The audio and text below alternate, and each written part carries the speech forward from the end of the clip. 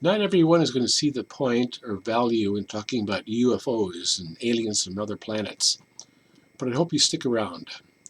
UFOs have been in the news lately because of a report that came out of Israel, but so far it is just that, a report. In John 1:14 it says, the Word became flesh and dwelt among us, and we saw his glory. Glory as the only begotten from the Father, full of grace and truth. God became man so he could redeem man from sin, and man could now live with God. Jesus died, was buried, and rose again, and now sits in the presence of God on our behalf. Jesus is still Jesus in heaven, existing in a glorified body, a glorified human body. So what does this have to do with UFOs and space aliens? Jesus came to save human beings. That's it. If there's anyone else out there on other planets, Jesus did not save them. We're told that aliens from outer space are intelligent beings, far more advanced than we are. Yet we are the ones that Jesus came to save. We are created in God's image. In Revelation 7, a picture is shown of a great gathering in heaven that no one is able to count. People from every nation, tribe, people, and tongue, but all from this planet. In Genesis chapter 1, God created the stars. Why? It says, let them be for signs and for seasons and for days and years, and let them be for lights in the expanse of the heavens to give light on the earth. Genesis 1:14 and 15.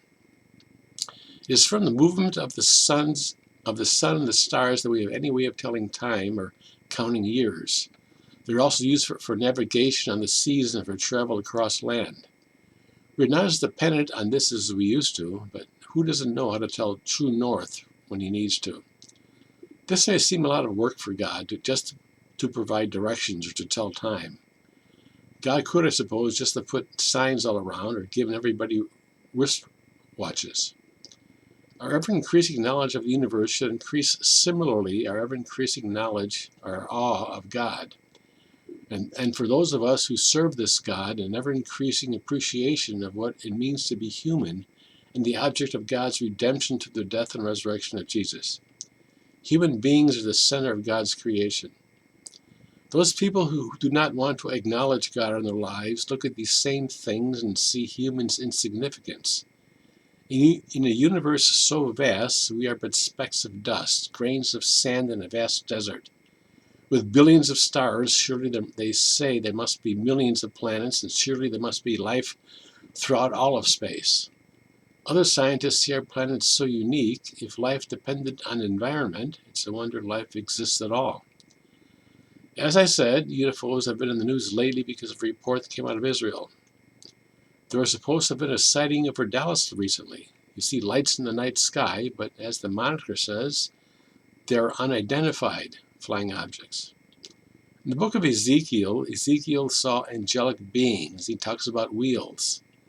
As for the rims, they were lofty and awesome, and the rims of all four of them were full of eyes round about. Ezekiel 1:18. Remember the drawings of UFOs as round saucers with windows all around? Maybe they were actually eyes. I suppose some people will say that Ezekiel saw UFOs, and others might say that the people who saw UFOs saw angelic beings. For those people who believe the Bible is God's word to humankind, they may see the answer is settled. Those who think there is more to be seen here must insist that more is seen here before rendering judgment.